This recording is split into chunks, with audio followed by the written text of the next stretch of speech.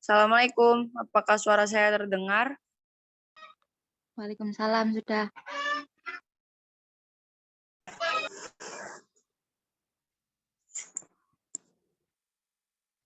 Assalamualaikum warahmatullahi wabarakatuh.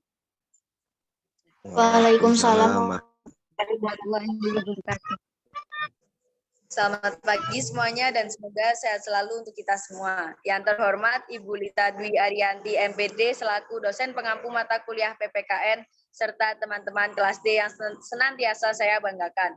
Alhamdulillah, puji syukur kehadirat Allah Subhanahu wa taala yang telah memberikan rahmat dan kesehatan, keselamatan sehingga kita dapat mengikuti kelas online di pagi hari ini.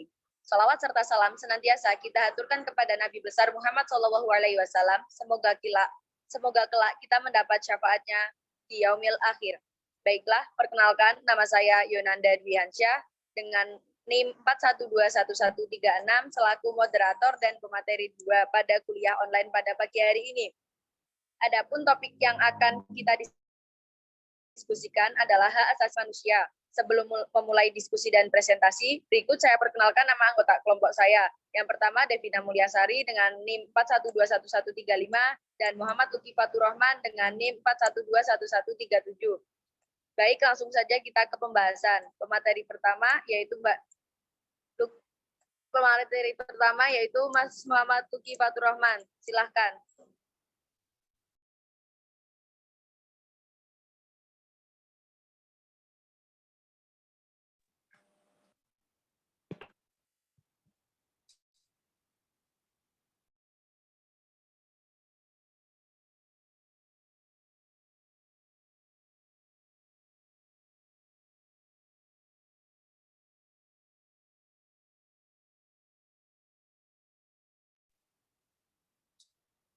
Baik, terima kasih. Saya akan menjelaskan materi pertama, yaitu pengertian hak asasi manusia. Menurut Undang-Undang Nomor 39 Tahun 1999 tentang hak asasi manusia, yang dimaksud dengan hak asasi manusia adalah seperangkat hak yang melekat pada hakikat dan keberadaan manusia sebagai makhluk Tuhan yang Maha Esa dan merupakan anugerahnya yang wajib dihormati, dijunjung tinggi dan dilindungi oleh negara, hukum pemerintah, dan setiap orang demi kehormatan serta perlindungan harkat dan martabat manusia. Berbagai pendapat tentang hak asasi manusia. Yang pertama, Mariam Budiarjo HAM adalah hak yang dimiliki oleh manusia yang telah diperoleh dan dibawanya bersamaan dengan kelahiran dan kehadirannya dalam hidup masyarakat. Yang kedua, Thomas Jefferson HAM. Pada dasarnya adalah kebebasan manusia yang tidak diberikan oleh negara. Kebebasan ini berasal dari Tuhan yang melekat pada eksistensi manusia individu.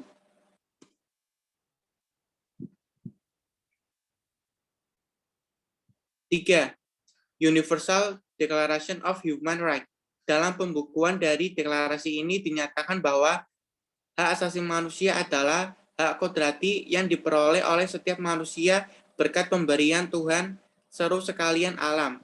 Sesungguhnya tidak dapat dipisahkan dari hakikat manusia. Yang keempat, filsuf zaman Aufklärung abad 17-18. Hak asasi manusia adalah hak alamiah karunia Tuhan yang dimiliki oleh semua manusia dan tidak dapat dicabut baik oleh masyarakat maupun oleh pemerintah. Yang terakhir, yang kelima, ketetapan MPR RI. Hak asasi adalah hak dasar yang melekat pada diri manusia yang sifatnya kodrati, universal, dan abadi, sebagai karunia Tuhan yang Maha Esa, yang berfungsi untuk menjamin kelangsungan hidup, kemerdekaan, perkembangan manusia, dan masyarakat yang tidak boleh diganggu-gugat dan diabaikan oleh siapapun. Selanjutnya akan dipaparkan materi oleh Mbak Yonanda.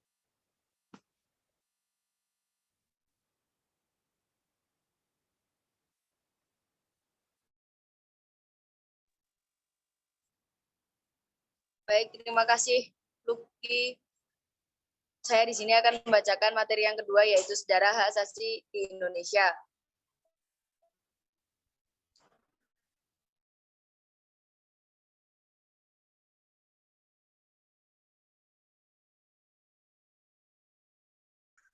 Perjuangan menegakkan HAM dimulai sejak adanya penjajahan di Indonesia. Perjuangan ini tidak semata-mata hanya perlawanan mengusir penjajah, namun lebih jauh dari itu, pada dasarnya juga merupakan perjuangan untuk menegakkan HAM di Indonesia mengalami penjajahan berabad-abad. Ganti, Mas.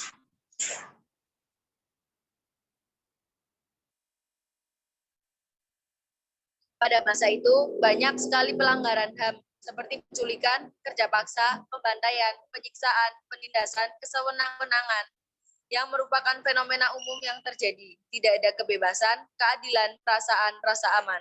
Yang terjadi adalah eksploitasi besar-besaran terhadap manusia dan kekayaan alam Indonesia untuk kepentingan penjajah. Lanjut.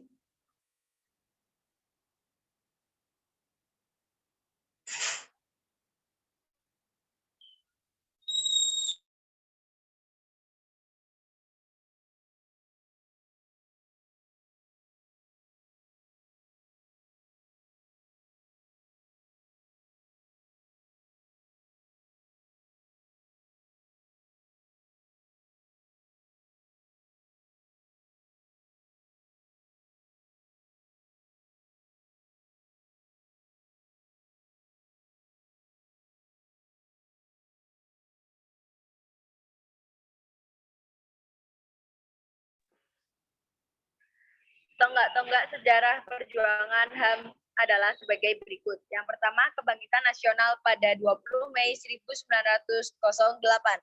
Yang kedua, Sumpah Pemuda pada 28 Oktober 1928.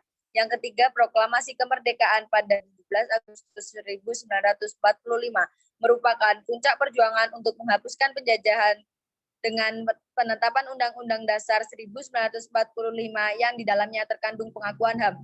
4. UUD RIS dan UUDS 1950 secara implisit mencantumkan konsep HAM. 5. Sidang Umum MPRS tahun 1966 menetapkan ketetapan MPRS nomor 14 MPRS 1966. Nomor 6 tahun 1993 dibentuk Komisi Hak Asasi Manusia. Nomor 7 perumusan HAM mencapai kemajuan dengan dimasukkan masalah ini dalam GBHN tahun 1998. Nomor 8, Sidang Istimewa MPR 1998 telah berhasil merumuskan piagam HAM. Nomor 9, ketetapan MPR nomor 17 ini dijabarkan dalam Undang-Undang RI nomor 39 tahun 2000 sebagai hukum positif bagi pelaksanaan HAM di Indonesia. Lanjut.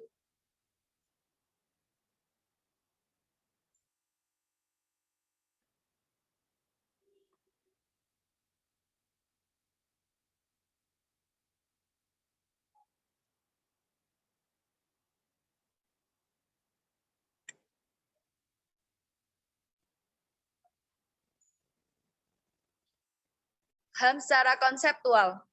A. HAM secara konseptual. 1. Proklamasi.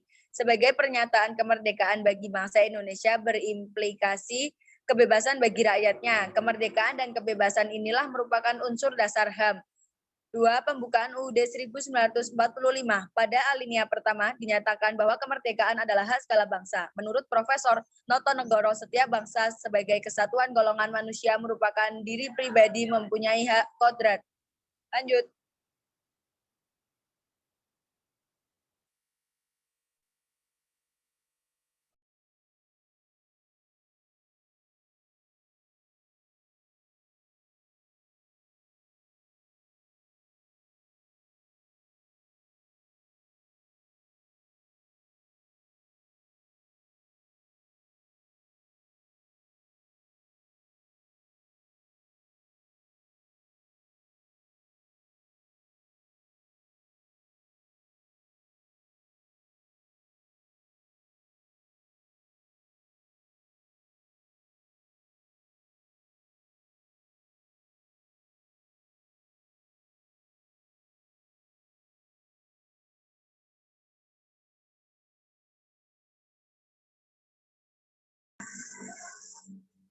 Yang ketiga, Pancasila. Konsep HAM dalam Pancasila bertumpu pada ajaran sila kedua kemanusiaan yang adil dan beradab dalam kesatuan dengan sila-sila yang lain.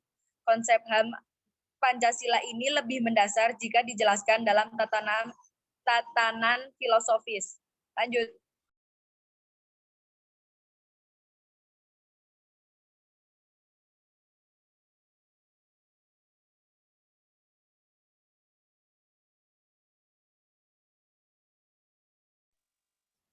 Yang kedua, hak asasi manusia kerangka hukum nasional. UUD 1945, konsep hak dalam Pancasila dijabarkan dalam UUD 1945. Pengumuman HAM terbesar dalam beberapa pasal yang menyangkut HAM pada masa damai dan HAM pada masa sengketa bersenjata. Bahkan terdapat HAM yang belum tercantum pada Universal Declaration of Human Rights, yaitu hak menentukan nasib sendiri, hak menggunakan sumber daya alam, dan hak berutusan. Lanjut.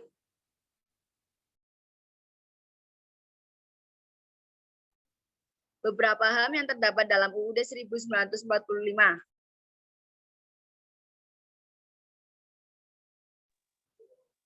Lanjut.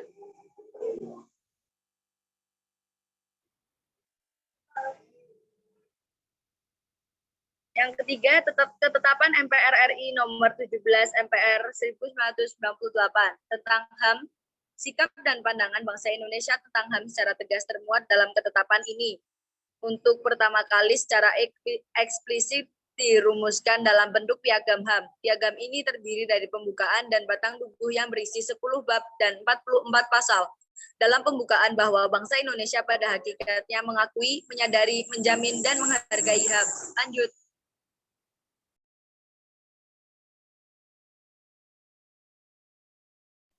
Materi yang ketiga akan dibacakan oleh Mbak Devina Mulyasari. Silahkan.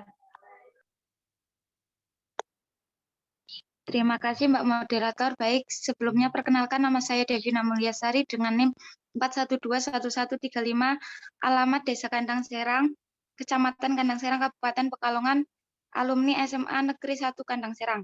Selanjutnya saya akan menjelaskan tentang jenis-jenis HAM.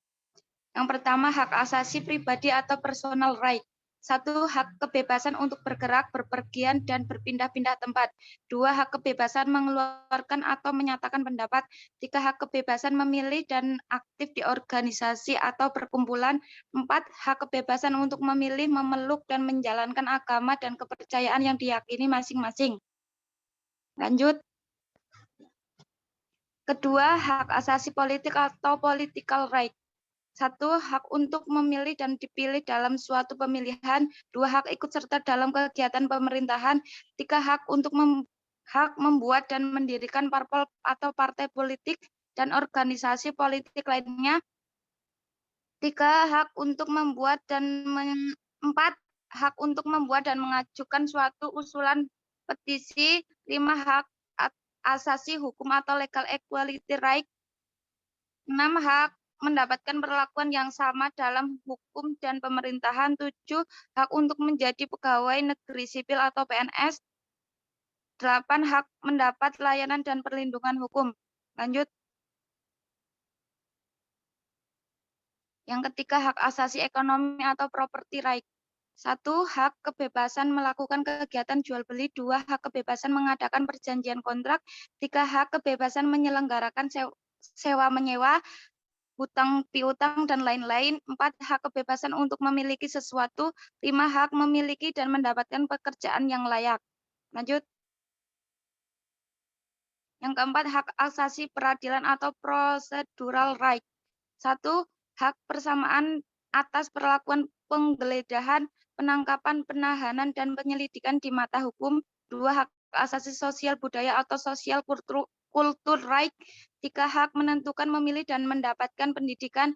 4. Hak mendapatkan pengajaran. 5. Hak untuk mengembangkan budaya yang sesuai dengan bakat dan minat. Lanjut.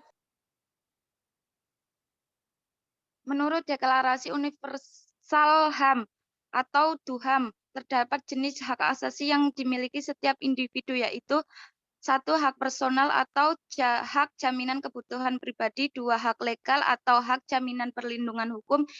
3. Hak sipil dan politik. 4. Hak subsistensi atau hak jaminan adanya sumber daya untuk menunjang kehidupan. 5. Hak ekonomi, sosial, dan budaya. Baik, terima kasih. Saya kembalikan ke Mbak Moderator. Baik, terima kasih Mbak Devina. Kesimpulan dari materi ini adalah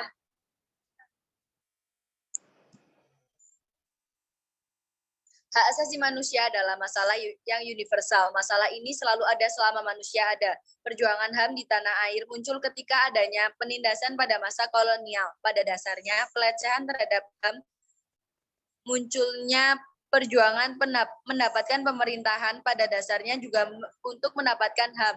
HAM mendapatkan kekuatan hukum dan dalam pelaksanaannya, baik dalam kerangka hukum internasional maupun nasional. Bangsa Indonesia mengalami gangguan tentang HAM.